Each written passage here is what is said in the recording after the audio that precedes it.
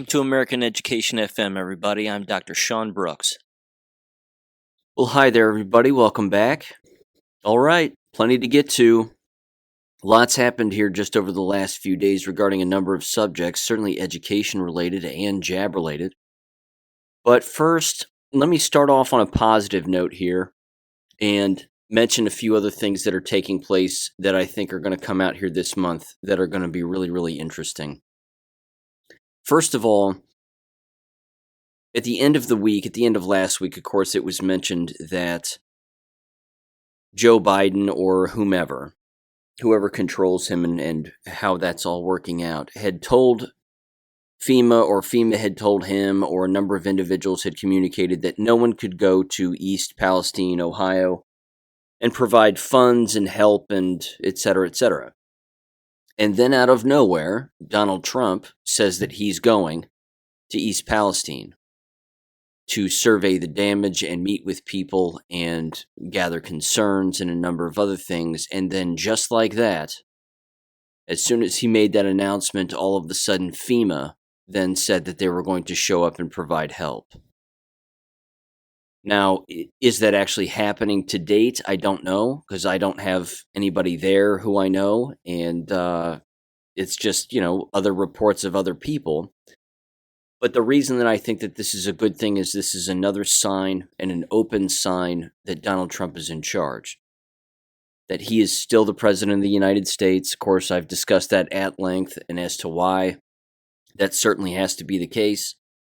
Written about it on the Substack, same thing. So again, this is from Becker News, and this was on February 17th, but it says Donald Trump on Friday announced his decision to travel to East Palestine, Ohio, the site of the ecological disaster caused by a Norfolk Southern train derailment. On February 3rd, the announcement was reported by Rogan O'Handley, a close associate of the former president, and again, they weren't receiving any FEMA attention whatsoever.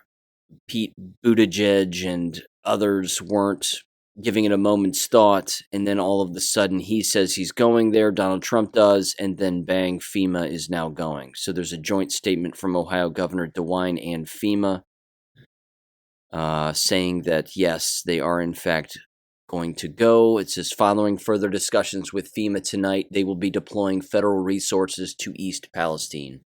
That was from Mike DeWine. So again, who got to Mike DeWine? Who got to FEMA? FEMA has always been a very shady organization. They are basically another military arm, or a covert military arm of the United States government. They were certainly going to be weaponized against us even more than they already have in past moments. If Hillary Clinton had won the election, that was theorized about at great length and written about at great length by a number of individuals, that they were going to be responsible for gathering people up and hoarding people into particular directions and making them do particular things, and again, just being another long arm of government. So this is an interesting revelation. I do believe that it proves yet again that Donald Trump is in charge, that he's the one that holds all the cards, that the military is, of course, calling the shots, the good people in the military, of course. And that's just the ongoing civil war that's taking place behind the scenes that we may be aware of, but many are unaware of. So good news there. And again, hopefully that turns out to be a positive thing. But again, for the people that live there and the homeowners there, just walking away from their entire properties because they don't want to risk even living there anymore or going back, it's a living nightmare for them. There's also this regarding Donald Trump, and of course him openly talking about bringing back public executions, having those be televised, him mentioning this in his videos, saying that this is a part of his latest campaign. That's a big deal, and that's not something that's ever been said before by a previous president ever. I think that needs to be taken into consideration, the fact that that's never happened. And I think it's a direct shot over the bow of the deep state, that he holds the cards, that he knows what's going on, and he's warning them again. because there's going to be justice and that we will see this justice. So there you go. Good news on that front, in my humble opinion. Here's the next thing. This, however, did happen over the weekend, actually on Friday, that Cincinnati stopped using the Ohio River water, even though Governor Mike DeWine said that East Palestine chemicals have dissipated. Well, that's not true, and everybody knows that from all the videos that have existed out there. But yeah, the Cincinnati water companies were testing the water and noticing that the Ohio River is also contaminated down around Cincinnati. So they've decided to shut that off, and that's going to pose a number of problems, I'm sure, in the future. To what length? I'm not sure. I could speculate. But that's certainly something that, I'm going to keep an eye on and see what else happens and see what else transpires regarding that. So, okay. There's this too. Again, the piñata that keeps on giving, ladies and gentlemen, Simone Gold. Renette Sunham's Foghorn Express Substack page had another discussion with Kevin Jenkins, who is the chair of the AFLDS Oversight Committee. And they had about a 39-minute discussion. It was interesting.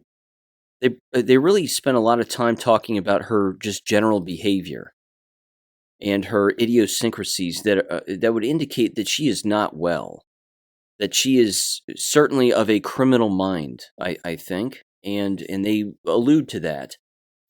Simone Gold continues to use the AFLDS name. She is not associated with them any longer. She continues to say she's the president of AFLDS. She is not. And she's using it on all of their letterhead.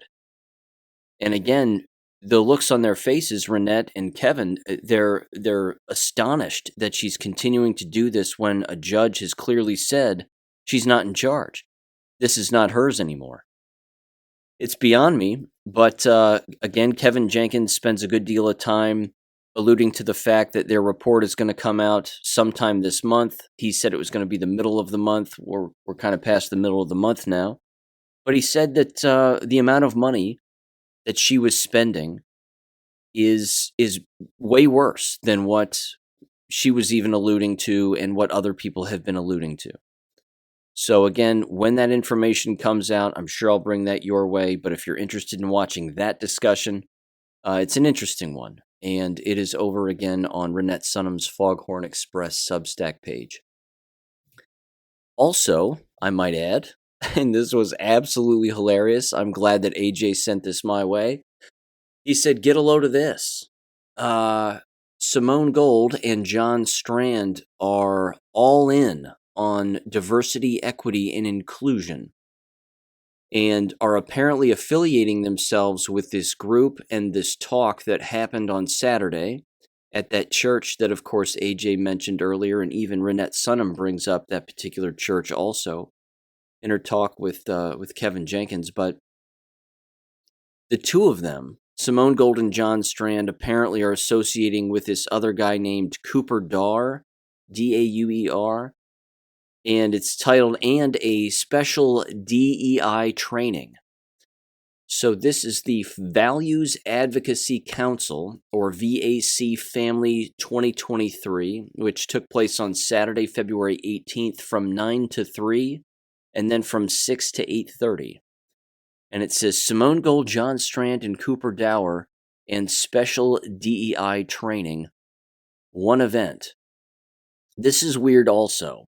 On this website, which is vac.org, they have Simone Gold's bio and John Strand's bio. Now, I don't think they know what a bio is. Because normally, again, you would put some of your credentials. You wouldn't put how you were treated by people. And you wouldn't put down how you were a victim of a particular thing. That's not what a bio is. But for Simone Gold's bio, it says, arrested and placed in federal prison for walking through open doors at the Capitol on January 6, 2021, Dr. Gold has been the target of those that manufactured the COVID crisis because she announced in 2020 that HCQ and ivermectin could cure COVID, something that has been proven now by over 100 studies. Dr. Gold will talk about New information, her incarceration, the new attacks on her by insiders as they tried to discredit her and many other things. You don't want to miss this battle update from the front lines, quote unquote. Now you can hear her side of the controversy. It's so ridiculous. Again, this woman is not well. She is not well, and she's using the speaking tour that she's engaging in to simply tell her side of things, which is not even accurate. Not to mention what I just read is not a bio.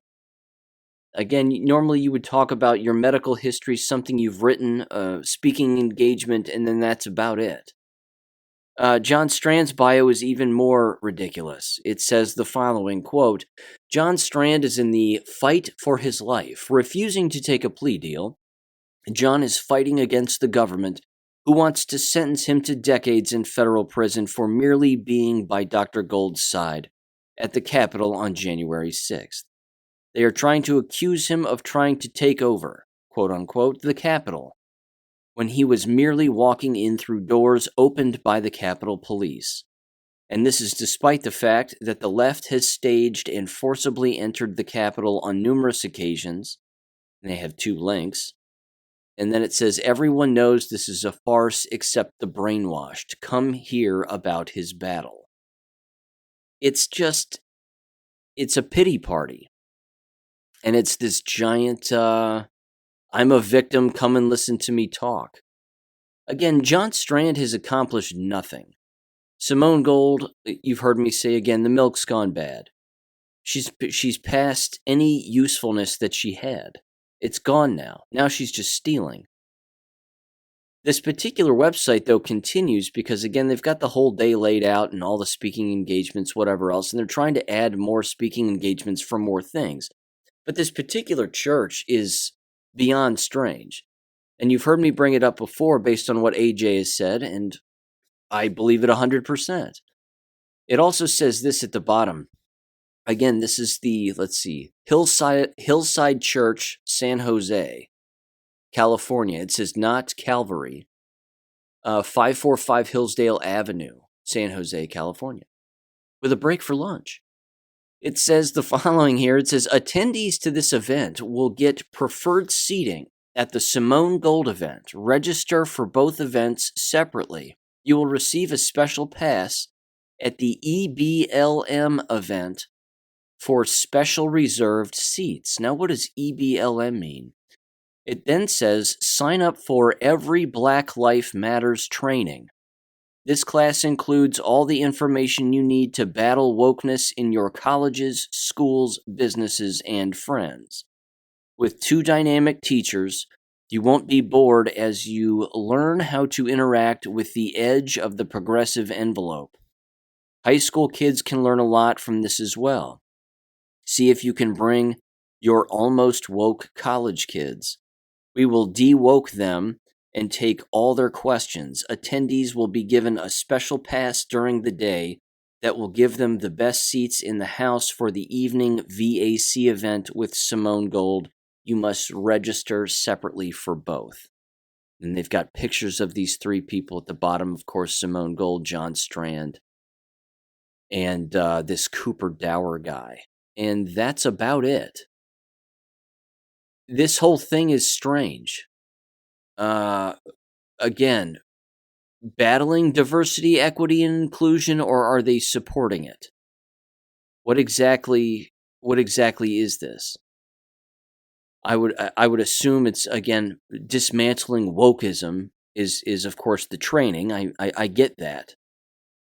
But I don't know who's controlling this. Again, I've been told that, again, this is a Jewish-run church that is basically trying to profit off of the participation of Christians. The whole thing is so weird, and it's so vague, too. Talk about a fall from grace. I mean, this woman was on massive stages, even on much larger platforms, so to speak, but now she's down to this. She's now trying to grift at the very local and small level. Again, It's sad because it's irrelevant. It's irrelevant, and she's trying to manipulate people still and steal their money. You have to pay to register. Uh, I just don't. I don't know who would pay for this anymore. It's disgusting. So that happened apparently on Saturday. I'm sure it was less than entertaining. Anywho, moving on here to education. This was a particular, subject that I mentioned on Gab, and I found it interesting that really no one was asking any serious questions about it, let alone bringing it up. Again, it has to do with East Palestine, but what was going on with their school district? What was going on with the East Palestine school district during the train derailment? So I looked up on their website what they were doing. And again, you can't make up this level of stupidity. First of all, they closed school the week of the derailment. But during that week, they had parent-teacher conferences. So students couldn't show up for school, but they wanted the parents to show up to still have conferences with their children's teachers. And they still had sporting events. The girls' volleyball team was still playing in a game, and other people were still playing their games, and they were still doing all of that. Again, the stupidity regarding all of this is crystal clear and at face value. They bought the COVID lie, they bought the mask wearing lie, and I'm sure that they forced the masks on all of their children. Now, there's an actual biological agent in the air that's causing people to cough up blood and experience numerous health side effects and health effects from all of this. And no one's wearing any masks of any kind. And they're saying, well, we're going to close school for a week, but don't worry, we're still going to have parent conferences and sporting events for your children, and those activities will still take place. The larger problem here for me, and it should be the larger problem for everyone, which is why I have screamed from the mountaintops as long as I can here to homeschool, is that we saw what everybody did during 2020. Look what this local community has done now during this particular attack.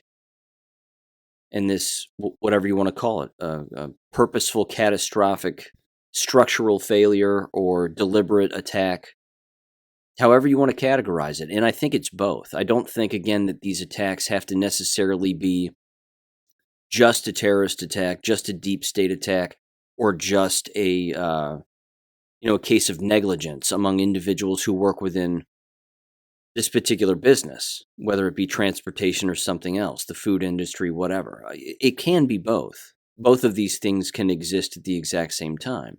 But look at how the school officials themselves have handled this entire situation.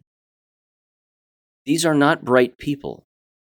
These are not individuals that you need dictating how you as a family manage yourselves within a particular environment.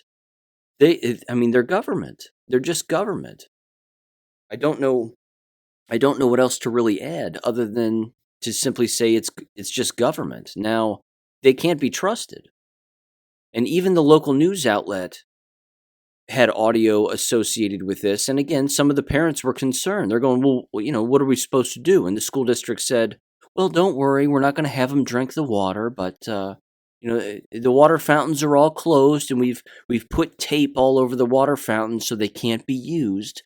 There's an out of order sign on all of them. So other than that, everybody's going to be 100% fine. They don't know that. No one knows that. And again, why would you want to leave all of those health decisions up to a school district and have them decide for you? It feeds into the much larger problem, as you might imagine, of the complete forfeiture of being a parent to government and letting government make all of the family and home decisions about everything. What you learn, your safety, the air you breathe, the water you drink. When you just let government pull all of those strings all of the time without the parent or the family having any individual say in the matter, you can't expect to survive for very long. It's just not going to work out for these people in the long term if that's what they keep doing.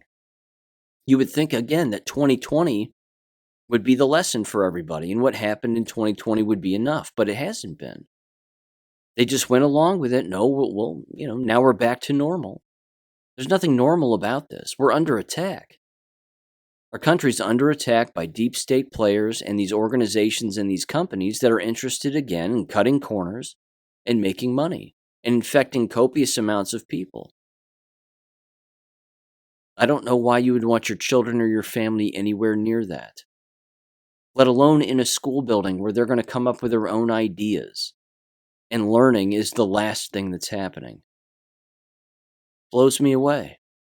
It seems so unsafe. It just seems so unsafe. So that happened also, certainly over the last couple of weeks, and I wanted to bring that to everybody's attention because, again, that's not a particular subject that a lot of people I've heard bring up. How exactly did the school district handle all of this? Well, as it turns out, poorly. And does that shock anybody?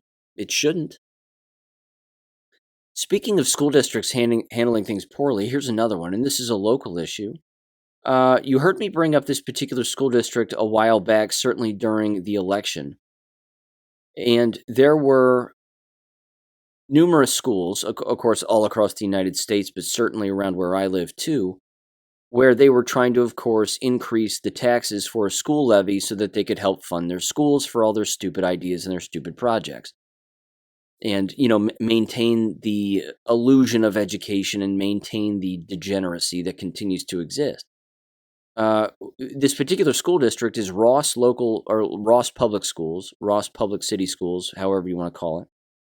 But they are within the same conference as the high school in the town where I live, and certainly in the same county. They are actually, and again, you can't make up this level of stupidity. This is actually authentic. Their previous school levy failed. And again, when that vote took place last year, I'm not entirely sure. I don't know if it was on election day or if it was in the springtime, whatever. But they've decided to now put another tax levy on the ballot for the spring election coming up here. And not only did the last levy not pass and fail miserably, but this one, they're actually increasing the amount of money that property owners and taxpayers would lose. They would now lose an extra $27 and change. It's either $24 or $27, somewhere around there. And they actually think it's going to pass. And I saw this on one of those little small town newspaper things as I was in this antique mall where my mom has an antique booth. But I was talking with this woman as I was making a purchase, and she works there, and she's a former school teacher. So she said, and I mentioned, I saw the newspaper there, and I mentioned the Ross headline that was on it, and I said, so Ross is going to try it again. Kind of with disappointment in my voice, as if to say these people are stupid. And this woman behind the counter said, well, you know what? She said, I just wish that the community would just rally around these students and these teachers and rally around that school district because they really, they just really need the help. And I didn't lean into her at all because I just didn't have the effort and I really didn't care and I didn't want to. And she said, well, I'm a former school teacher and again, I just wish that they'd really rally around them. And then she said this, she said, we have a sophomore in that school district who comes in here on a semi-regular basis. And he's talking about how his sports program, that he has to pay out of pocket for his sports program. And he has to pay out of pocket now for his STEM program and all of this other stuff. And it's just exhausting to him that he has to pay more and more and more. And these are things that the school should be paying for. And again, I wanted to slap her, but I thought to myself, wait a minute. The schools shouldn't even have these things. It shouldn't even have STEM. STEM is a made-up, government-run, money laundering operation designed to weed out males from the technology aspect of things force girls into it who might not even be interested in it, and then ultimately force them into the workforce so that they can't raise a family.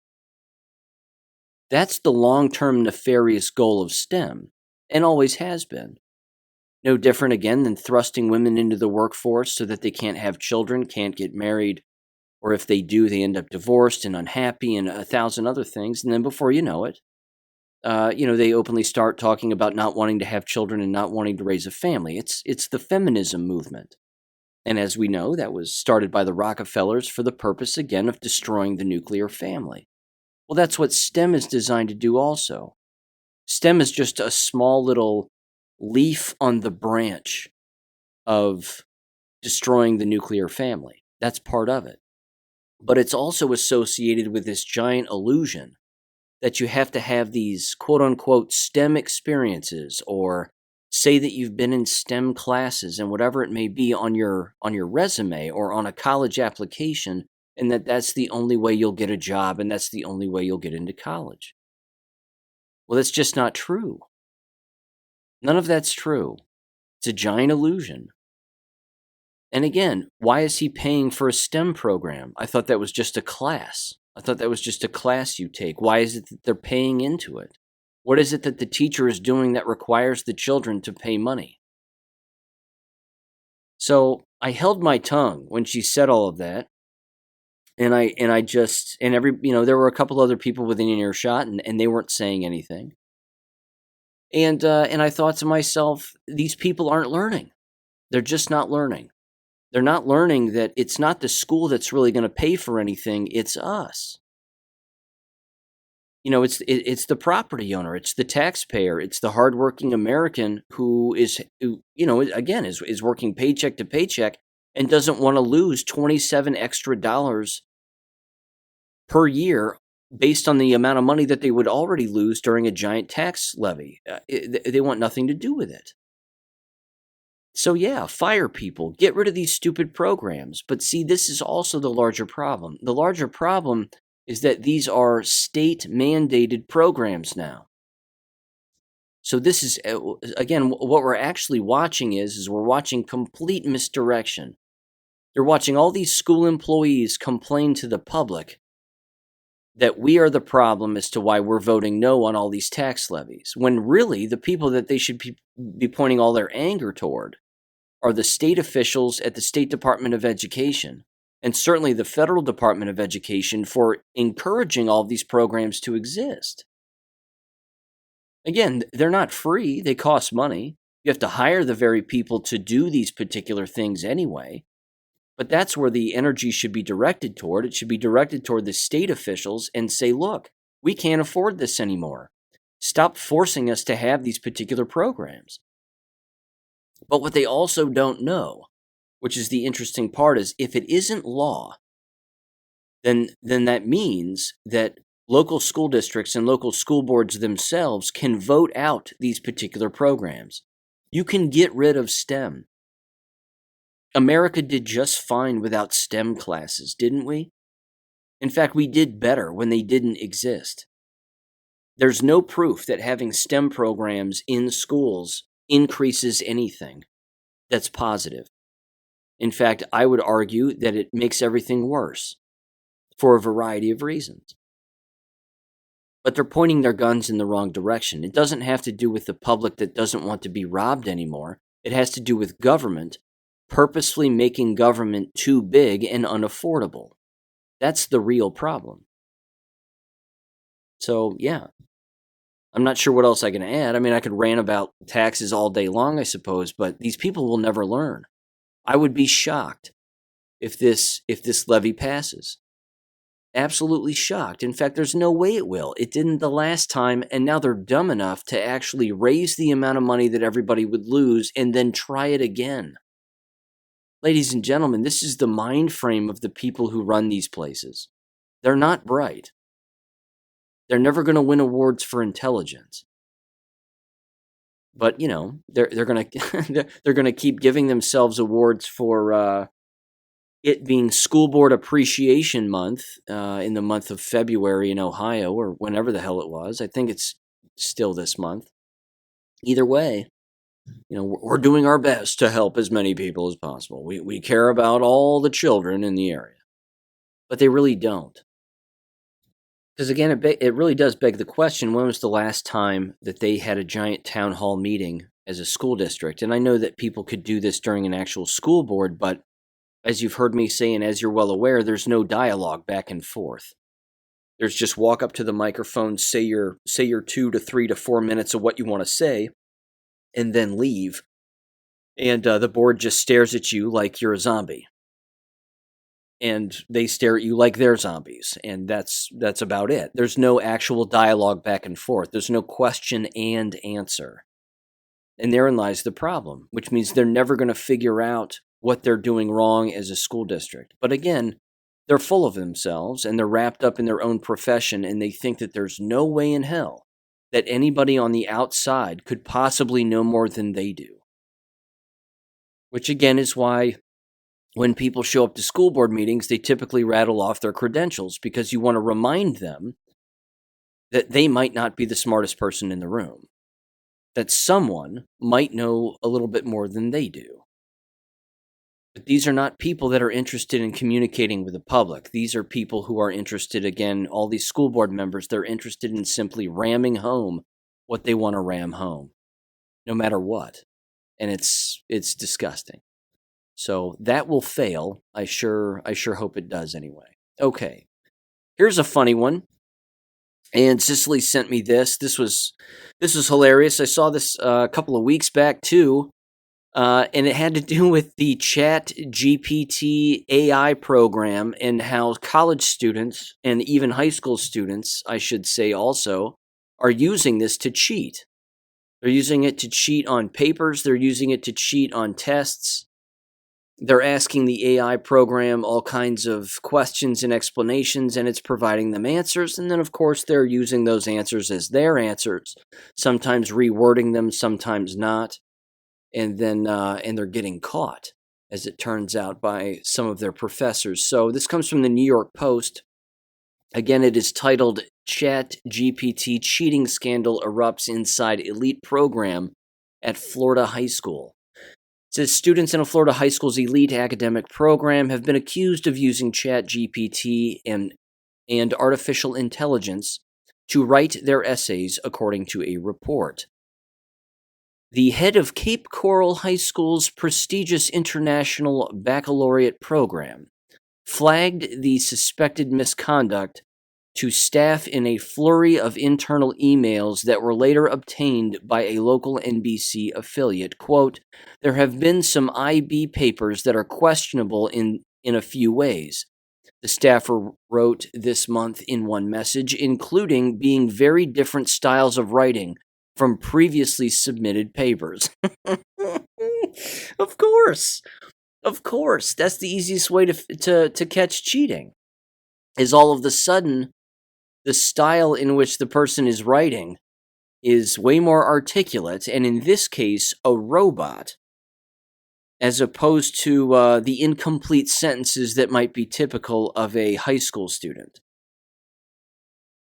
I'm not sure what else I can add to this, other than the fact that this is just more proof of what happens when the internet comes back to bite these people right in the backside.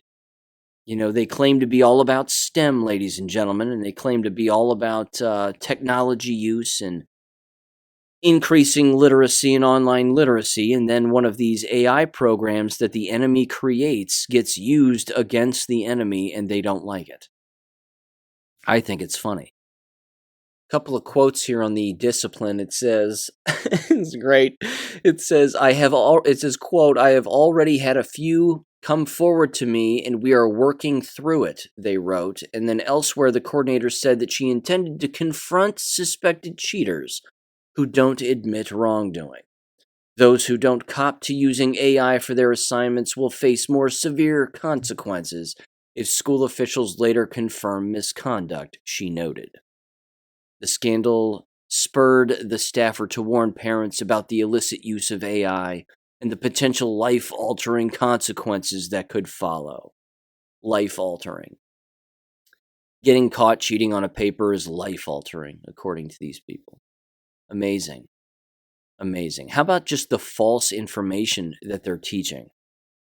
You see, that's for me, again, that's always going to be the constant thread that runs through all of this. That they are teaching things that are not real on a constant basis. Science class, history class, you name it. You're using brainwashed and indoctrinated teachers who don't know that they're brainwashed, because why would they? And then you're asking them to teach subjects that are purposely formulated to trick people, in particular the students of the brainwashed teacher themselves, and no one will be the wiser. But then you start using one of these AI platforms and it starts providing alternate answers to these particular questions, and, I might add, might actually provide the truth.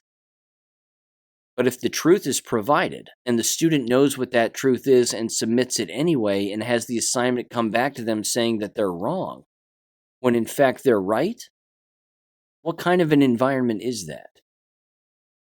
Again, in my opinion, that's the biggest reason to homeschool right there. It's just not factual information that's being taught. Even if the AI program provides the same kind of answer that a classroom textbook would provide, which again won't be factually accurate, it's simply reinforcing a bad answer. But they're getting it now in two separate places, in two separate platforms, and the student is likely to believe that it's real, as will, of course, the teacher. This is the larger problem. The curriculum is wrong. The curriculum is not accurate. Which leads me to this, two stories really in the exact same vein here that continue to prove that teaching factually accurate things is not what the school environment is interested in doing. Two stories here from Breitbart very quickly. The St. Louis Gender Clinic told teachers to encourage whole fifth grade group to be transgender. It says a gender clinic in St. Louis, Missouri, encouraged local fifth grade school teachers, to affirm the transgender quote-unquote identity of an entire group of children. The Washington University Transgender Center at the St. Louis Children's Hospital, which made headlines last week after a former employee and whistleblower, Jamie Reed, exonerated the morally and medically appalling practices of the clinic, reportedly instructed the teachers to encourage transgenderism on children. And then again, there was another article on Breitbart from that exact whistleblower, who apparently is remarkably hard left. This Jamie Reed individual, a 42-year-old St. Louis native, a queer woman, and politically to the left of Bernie Sanders, is the one who is saying that they're using puberty blockers and prescribing such drugs and hormone treatments, as well as genital mutilation surgeries, and they are permanently harming children within the Washington University Transgender Center. Well, no kidding. It is called the Transgender Center, after all. So what are they expecting exactly? I want to mention this too, shifting gears slightly and into the school violence realm. This story was making the rounds last week too. This also comes from Breitbart. A 12-year-old boy allegedly choked by a girl on a school bus, and the children are afraid to come forward. Now, I want to break this down relatively quickly because, again, it continues to show the hypocrisy among unawake parents who just don't know what the hell is going on. It was a white child, a white boy, and he's being choked by a large black female. Violence on school buses is common. Happens every day on multiple school buses in every single school district all across the United States of America. It's not new. Someone filmed this, of course, back in January, and it wasn't until the mother became remarkably upset that the school district wasn't doing anything and there was really no strong discipline, including a potential, well, there really was, a court order basically saying that the female student has to stay 50 feet or 50 yards away from the male student. The mother continued to send her son to this school and continued to have her son ride the bus. In this particular interview, too, when she's talking with this reporter, she says that her son was not wanting to go to school, was remarkably nervous, and that the female student, of course, was even in the same hallway as her son, and they would pass each other in the hallway, and he would get scared and whatever else. Again, your son is old enough to read and write. Why are you sending him to this prison environment where he's afraid? This is the direct connection between absent-minded parents and the mental and emotional destruction of their children. The correlation is crystal clear. If parents are unaware how easy it is to break the mind of a child, even though there's all these ridiculous programs out there talking about resilience among children. We need to make them all resilient and mental and emotional head cases, and don't worry, it's the school environment that's really going to facilitate and yet fix all of these problems. The parent who believes that the school system is going to solve anything, as again, they continue to send their own child into these meat grinders of school buildings, she's going to get her son killed. Her son, again, is going to start harming himself. He's going to get old enough to figure out what drugs are. That will become a thing. He'll be violent with other people potentially in the future. That will be a thing.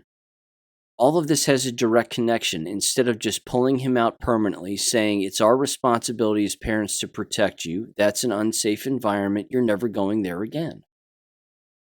And then they look into homeschooling, and wow, wouldn't you know it, they come across Abeka.com, and they realize that it's not expensive, that they have a free and healthy environment to learn and live in, all at the exact same time, that it's not a 9-to-5 kind of thing, and that they get to do basically what they want to do as, again, they're learning a number of different subjects. Now, again, is the curriculum going to be 100% accurate? No, of course not. But if they have the right technology in front of them, and the child does, the child's going to figure that out eventually, because they're going to start asking themselves questions and looking up information and coming across alternative views.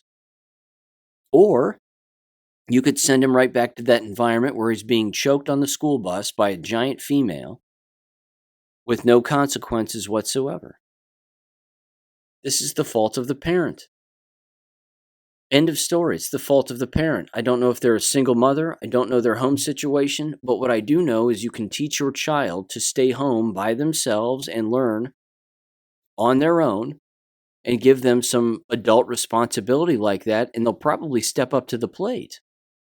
Again, this is a law-abiding male student who recognizes wrongdoing, and his entire physiology, his whole body is telling him to stay away from the environment. But what is mom doing? Mom keeps sending him back. That's what deteriorates the mind of youth. Is you train them to not have instincts anymore. You rip those instincts right out of them, and you just keep sending them back into this very unhealthy environment where they can't logically defend themselves. If that male student defends himself logically, again, even physically, if he has to, if he's physically attacked, he's going to be held accountable for physically attacking somebody or defending himself. That's not fair. Not to mention, again, many of us have been in those situations. Why would you want to walk down a hallway knowing that you're walking right past a person who physically assaulted you? I mean, you know where they are. You can see them. You can feel their presence. You know that they're there. Why would you want to go back to that? And again, what logical parent would send their child back into that environment? We're at war, for God's sakes. There's a war in our country. The war is right here. World War III is right here. And one of the major battlegrounds is and has always been the American school. I'm telling you, you've got to make these places destitute. They don't need to exist anymore. They just don't. And I pray that I live long enough to see it completely and utterly collapse, because it has to. Now, this leads me into the higher education realm for just a moment, and it leaks directly into the jabs. This past week, there was an individual from Johns Hopkins University and their nursing program, and they were testifying to senators. And I'm going to play the 5-minute clip here from Rand Paul, sort of as lukewarm as he can possibly be, of course, but he's addressing this woman regarding their shortages, and he's basically looking at her and he's saying, look, you have all these shortages. You're claiming that you're for medical freedom in your institution, and yet you're forcing all of your students to receive 3 COVID shots. How is that medical freedom? And then he starts bringing up myocarditis, and he says, don't you know that this is a thing? Don't you know that this is happening? She tries to again pass the buck, and, well, I'll take that into consideration and whatever else. But ladies and gentlemen, it's just too late. It's far too late. These institutions have destroyed themselves permanently. They've lost all credibility. It's been shown now that they're incapable. These universities, colleges, whatever you want to call them, even the nursing institutions have clearly shown that they're incapable of individual thought. They are controlled from the top down, and that they don't think for themselves and the people within their environment, let alone investigate anything, let alone consider alternative facts to the issue or alternative sides, which might actually be the factual side. So it says this. Again, this is from Becker News, but the clip is on Rumble. Senator Rand Paul, Republican, Kentucky, ripped the dean of Johns Hopkins School of Nursing on university vaccine mandates at a Senate hearing on Thursday. Senator Paul pointed out that many other nations have more medical freedoms than Americans when it comes to making their own health decisions. Dr. Sarah Zanton, if I'm saying that right, testified at the Senate's Examining Healthcare Workforce Shortages hearing, which addressed the doctor and nursing shortages nationwide. Again, ladies and gentlemen, there's only one reason why there's a massive shortage. They are sick, they are dying, and they've been fired, or they don't want to enter the profession because they're going to be forced to be jabbed. And they know that this is a biological weapon. That's why. So here's Rand Paul. Again, he's not the strongest voice in the room. I know that if Dr. Fauci was in front of him, he'd probably be a little louder. But here's Rand Paul going after this Dr. Zanton. Give this a listen. Thank you. Dr. Zanton, are you pro-choice with regard to patients making individualized medical choices? Broadly, thank you, yes. Are you aware that your university doesn't allow choice with regard to vaccination, that you require all of your students to have 3 vaccines in order to be students? Okay, yes. So it's sort of choice, but not so much when regarding vaccination. Are you aware of the increased risk of myocarditis with the COVID vaccine, particularly with successive COVID vaccinations in males between the ages of 16 and 24? Senator, thank you for the question. I'm prepared to talk about the nursing crisis and that we have vaccine requirements across the board for a lot. Here's the problem. If you exclude everybody from being a nurse who believes in basic immunology, you're going to include a lot of smart people who believe that you can get immunity from both vaccination as well as infection. And if you say, well, we're just not going to take the people who believe in that old-fashioned infection thing, providing immunity, we're only going to take the people who will do as they're told. I mean, do you think individuals should be treated the same when they come to the emergency room?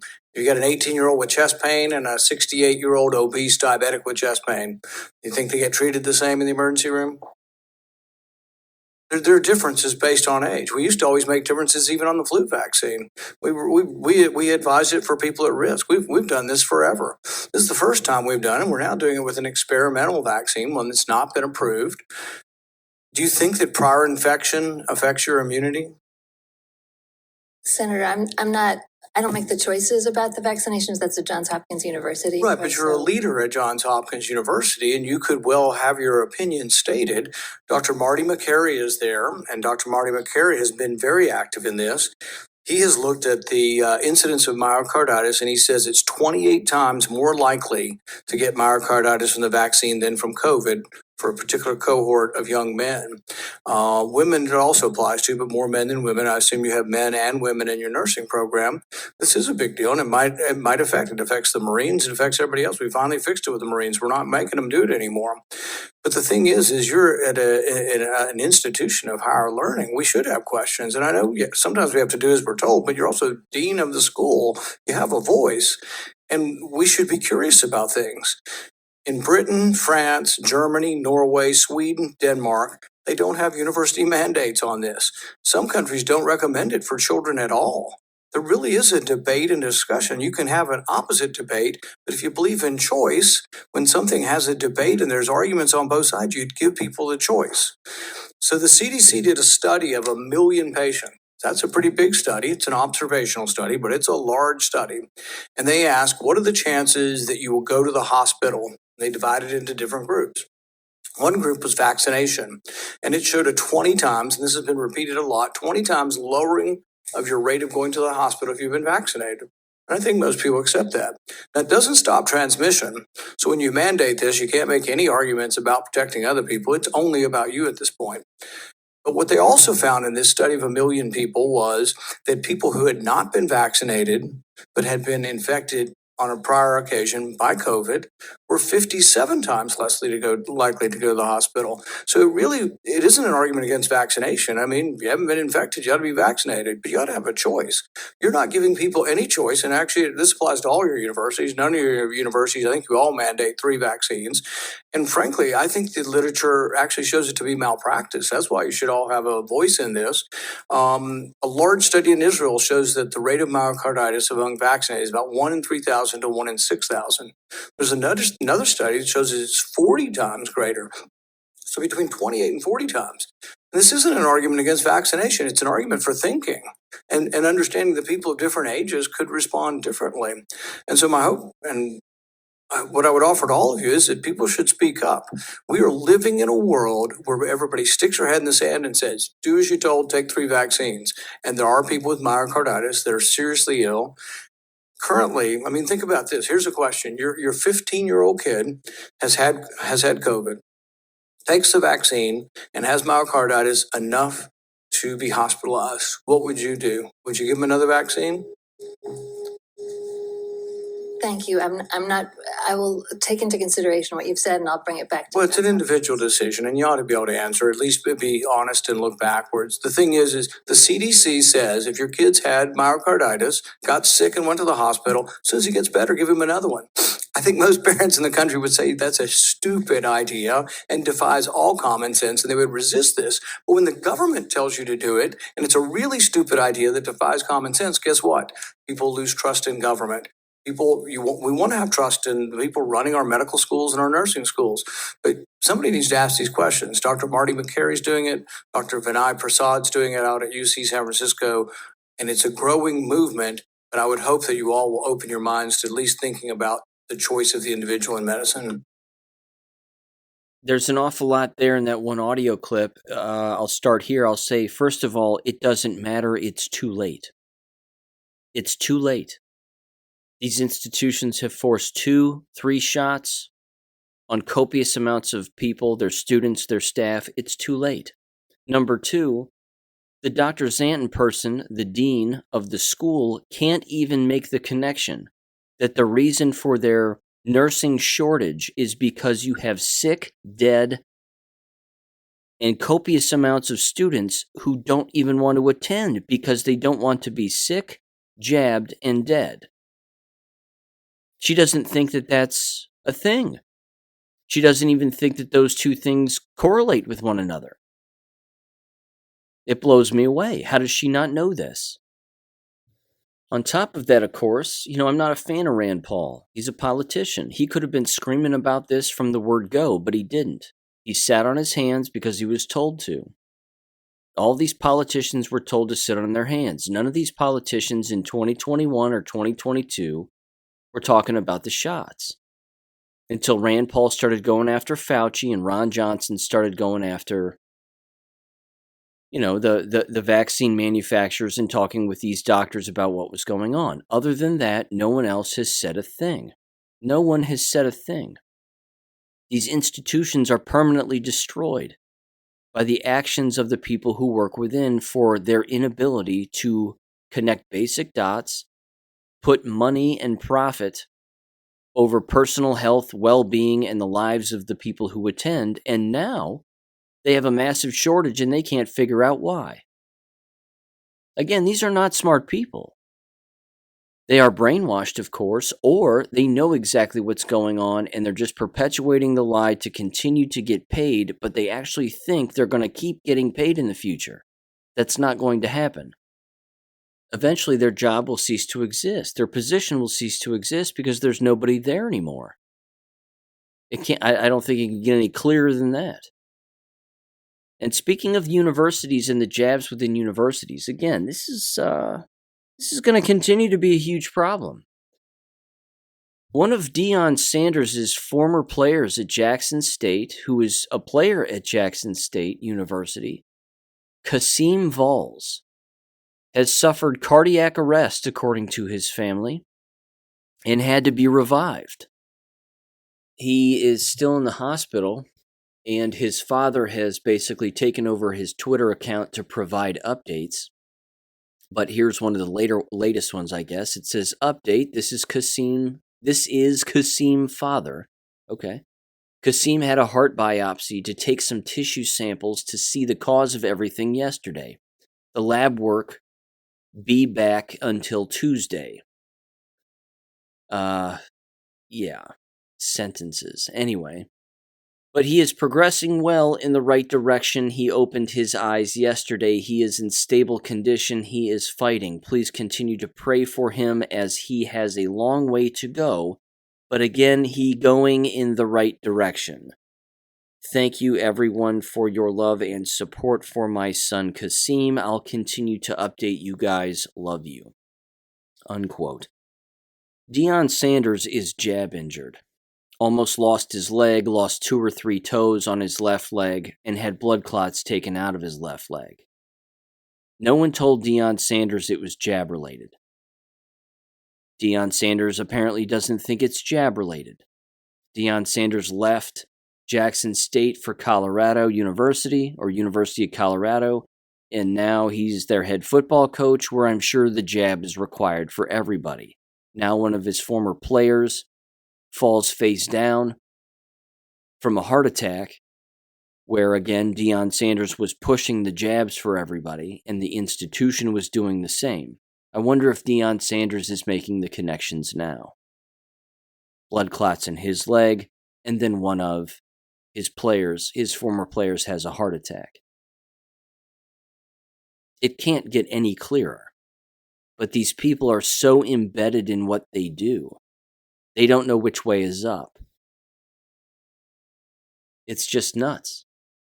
Every single university needs to stop these shots immediately. They should have never allowed them in the first place, but it doesn't matter. It's too late now. It's just way too late. Believe it or not, there is some positive news here, even though, again, it's still way too late, and the damage has been done. But I came across this particular post on the Chan boards, and I tossed it up on Gab, and I want to give it a quick read here. Again, take this with a grain of salt. This was from Great Britain back on February 17th from an alleged insider as to what's going to be happening with these booster shots, certainly in Great Britain, and that might have some impact on what happens with their distribution and continued rollout here in the United States. It says this, quote, ONS bod here. This decision was made because of money, not health, sadly. There will be data being released by the ONS, Government Office of National Statistics, at the start of April that shows not only are the mRNA vaccines not safe and effective, but that it basically doesn't work. UK data shows that it's only mildly effective at reducing symptoms, and even then only for a period of 2 to 6 weeks. It also has zero effects on transmission. The primary reason for banning the boosters and reducing availability of the mRNA vaccines to highly at-risk people only is that it's costing the NHS much more to treat vaccine side effects than it costs to vaccinate. It's not a health decision, it's purely about money. It's actually much worse than that. The clots are a very small problem compared to the reduction in fertility and the two big health issues. We basically have immune system failure in 30 to 35% of the vaccinated and heart problems in 10 to 15% of them. The UK government will have to acknowledge this when the data gets released at the start of quarter 2, usually 6th of April. Or maybe they won't acknowledge, maybe they will just ignore and hope people don't notice, as has been the modus operandi so far. They said, I'm not trolling, I actually work for the ONS as a systems administrator and I'm responsible for the systems that store and analyze the data. The data release are compiled 3 months in advance, so I get a chance to have a look and see the reports before they get published, unquote. That'll be interesting to see if that happens. And it'll be interesting to see what the medical community, so to speak, thinks about that, because that leads me to this next piece of audio. This was from the dummies over on the Today Show. And yeah, you can't make up this level of stupidity regarding the women over there and the people over there and the fake doctors that they have over there pushing these shots. Every single word of what they say in this audio clip is a lie. Give this a listen. Aaron McLaughlin. Aaron, thank you. Joining us with more is NBC senior medical correspondent Dr. John Torres. I think we should start off with something that a lot of people think and I think needs to be cleared up. There are a lot of people who believe it is the COVID vaccine that causes heart issues, not COVID itself. Can you just clear that up? COVID itself, there's such a higher risk of getting a heart issue from COVID, especially myocarditis. And when you look at the statistics, myocarditis, you're 11 times more likely to get it from COVID itself than you are from the vaccine. When it comes to heart attacks, there's been no direct connection between the vaccine and heart attacks or cardiac arrest. There have been some reports, but those reports were usually somebody who had a heart attack the day after getting the vaccine, which means the vaccine really hadn't even had time to do anything in their body. It's so interesting to see that COVID clearly has an impact on heart health. And that's regardless of age, but more pronounced in this younger group. Can you just explain that? So we do know that in the elderly, those that are older, you have more heart attacks overall, but the rate is increasing higher in this younger age group, which is a surprising factor. And years ago, when the pandemic first started, ago, 3 years ago, we thought of it as a respiratory virus. Then we started thinking of it, it could also be a vascular virus because we know it affects the blood vessel linings themselves. We talked about the inflammation, the stress that goes behind this. It's not a cold. It is a bad virus. Well, interesting, in Aaron's piece, there was that young athlete who said she had mild COVID symptoms. It wasn't even like she had devastating COVID symptoms. Does it matter if you have long COVID versus mild symptoms? And that's one of the other things. It doesn't seem to matter at all because what we do think is happening is part of it's your immune response, which can keep COVID under control. But at the same time, it could just be overwhelming the system and causing these heart type issues. The other thing is we don't know how long you're at risk for this. And like she mentioned in her piece there, it could be something that 10, 20, 30 years from now, we're saying, do you smoke? Do you have high cholesterol? Did you have COVID? Those are your risk factors for a heart attack. That's what I'm wondering about because it's not like you have COVID, you recover, and the next day these heart events happen. There can be the passage of time. There can be the passage of time. And with long COVID being a bigger and bigger issue, we don't know. And the more you have COVID, it seems it puts you at a higher risk, especially in those young adult ages at getting something like this. And so you want to make sure, even if you're vaccinated, you still protect yourself from getting COVID, which means, the things we know that can help. And is there anything you can do? I mean, if you've had COVID and you're young and you're curious, is there anything you can do? So number one, know your risk factors. Keep an eye on yourself, especially if you have a family history of heart disease or heart attacks. Keep an eye on yourself. If you notice any of the symptoms we talk about, the chest pain, the shortness of breath, the arm pain, any of those things, then go ahead and get checked out. On top of that, make sure you're vaccinated and you're boosted because that can protect you the most. We have protection right now from if you do get COVID of keeping it at mild cases and under control, and then mask up. We know we don't like masks. It's been 3 years of this, but at the same time, it's still out there and it's still causing some problems throughout the day. We still have a lot to learn. Yeah, we sure 3 years do. into this. All right, Dr. John, thank you very much. I told you, every word. Every single word is a lie. The opposite of every single thing that idiot said. The opposite is the truth. There's no connection, zero, between heart attacks and what they call COVID. If that were true, people would have been dying in 2020 of heart attacks. That didn't happen. The heart attacks didn't start until the jabs rolled out. That's when that started happening. And his excuse, of course, is it can't be jab-related heart attacks because the jabs haven't had time to do anything yet. If somebody died the day after receiving the jab as a result of a heart attack, it wasn't the jab that caused the heart attack. That's the dumbest thing I've ever heard. But make sure you keep wearing your mask and make sure you get your COVID shots and your booster shots because that's the best way to stay protected, ladies and gentlemen. I mean, come on. Everybody knows that. Everybody knows you're supposed to have as many masks on your face as you are shots in your body. If you have 3, well, you should be wearing 3 masks. If you've gotten your 4th or 5th jab, well, it's 4 and 5 masks for you. Everybody knows that. This doctor needs to throw himself off a bridge when this is all said and done. The cognitive dissonance and the denial is so thick right now, it's disgusting. I can hardly listen to these people. I mean, honest to God, just the end of it was perfect. It was just perfect, wasn't it? Make sure you wear a mask, make sure you get your booster shot because, that's the best way. Okay, whatever you say, never. I'll never do it. It'll never happen. God, go straight to hell. Here's another doctor. You want to hear another stupid doctor? Here's another guy. At Dr. Carl on Twitter.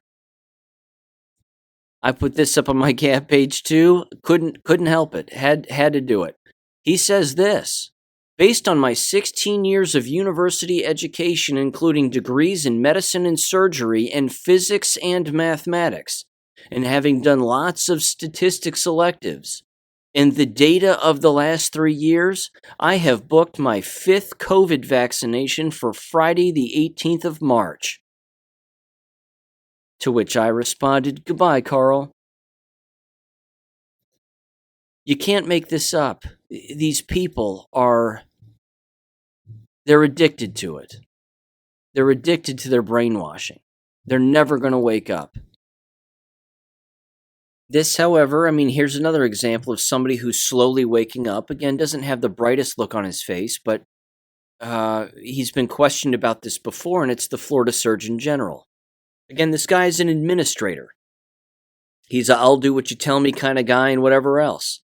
The Dr. Ladapo fella. He came out a while back and goes, you know what? Young kids don't need to get these shots. They really don't need to. There's really no benefit. Good for him for saying that. But now, this again from the Gateway Pundit, which again doesn't get everything right. They're even defending Simone Gold, I might add. That's beyond pathetic. But this is titled, Florida Surgeon General issues new warning on mRNA COVID vaccines after finding that 1,700% increase in VAERS reports in Florida alone. That shouldn't be the only tipping factor for him. There are 1,000 reasons why these should never exist in any state whatsoever. But ladies and gentlemen, health departments are still functioning. Sheriff's departments aren't investigating this, and they're not going after the county health departments. If the county health department falls and removes these shots, the hospitals will do the same. They'll have to. They won't have a choice. Everybody's been taking their own and one another's, I should say, recommendation regarding all of this entire time. If one of those dominoes falls or one of those dominoes is removed, then they're not going to have any choice but to do the exact same. They'll either double down with their already existing procedures or they will eliminate the shots altogether. But again, it's too late. The Surgeon General for Florida, again, he's late to the party. I want to wrap this up with 2 hot off the presses peer-reviewed articles here. This first one is from February.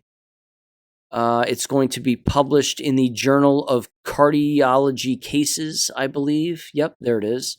Journal of Cardiology Cases, and it will be published the week after next. But it was published online back on October 11th of 2022. It is titled Acute Necrotizing Eosinophilic Myocarditis Presenting with Cardiogenetic Shock After mRNA Booster Dose for COVID-19. Case Report and Review of Literature. Multiple authors on this, but not according to that doctor on the Today Show. If you listen to him, this isn't real. All of these people must be lying when it comes to heart attacks directly related to the shots. I mean, imagine it, ladies and gentlemen. Let's have a nice, peaceful pretend session for just a second. Imagine the day when NBC doesn't exist anymore. Let's imagine something even cooler. Let's imagine the TV doesn't exist anymore. Basic cable. All these channels, they're just gone because they've all participated in this giant lie. The mass killing of numerous populations, the human race across the planet. They all just went along with it, and now all of a sudden, they're gone now. What a beautiful day that would be if that were to actually be the case. In this particular study, it says the following. It says, eosinophilic, if I'm saying that right, myocarditis, or EM, is a potentially lethal disease characterized by the eosinophil infiltration of the myocardium. It may arise from several etiologies such as hypersensitivity or autoimmune diseases, infections, or neoplasms. In some cases, the etiology remains unknown, and it is defined as idiopathic hypersinophilic syndrome. Clinical manifestations range from mild symptoms to severe syndromes, and its severest form, the acute necrotizing EM, also lead to cardiogenic shock. The definitive diagnosis is made through endomyocardial biopsy, while cardiac magnetic resonance may be helpful after the acute phase to identify the structural changes caused by myocarditis. Treatment includes corticosteroids and, in some cases, anticoagulation, together with heart failure therapy and management of cardiac complications. Recently, myocarditis has increasingly emerged as an adverse effect of the coronavirus disease 2019 vaccinations. We present the case of a patient who developed cardiogenic shock due to acute necrotizing EM after mRNA booster dose for COVID-19. This 33-year-old guy was in the hospital 10 days after his Pfizer booster dose and now has heart failure. But again, according to the doctor on the Today Show, none of this is real. There's no correlation between the vaccines and heart attacks and heart failure. And here is the last one. This also from the Journal of Cardiology Cases. This was published January 26th of this year, titled Fulminant Myocarditis with Complete Atrioventricle Block After mRNA COVID-19 Vaccination, a Case Report. Here's the abstract. 71-year-old man was transferred urgently to our hospital after collapsing near his home post the first shot of the BNT162b2 coronavirus disease 2019 vaccine, the Pfizer-BioNTech Comirnaty. Immediately after the arrival at our hospital, cardiac arrest due to a complete atrioventricle block with no ventricle escaped beats was observed on electrocardiogram. Echocardiography showed preserved left ventricular ejection fraction. However, diffuse severe hypokinesis was revealed after 3 weeks, and he died 3 months after admission because of worsening heart failure. An autopsy examination revealed eosinophilic myocarditis and hypersensitivity myocarditis with extensive fibrosis and widespread myocardial dropout throughout the heart, unquote.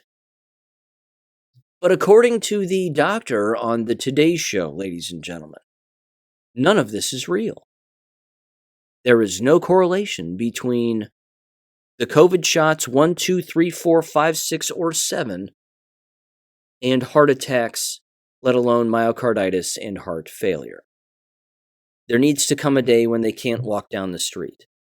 They're going to have to take their own lives, because if they don't, we will rip them limb from limb.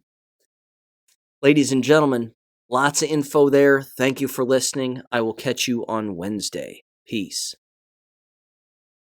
Thank you for listening to American Education FM. Make sure and check out AmericanEducationFM.com for more information. Take care and God bless.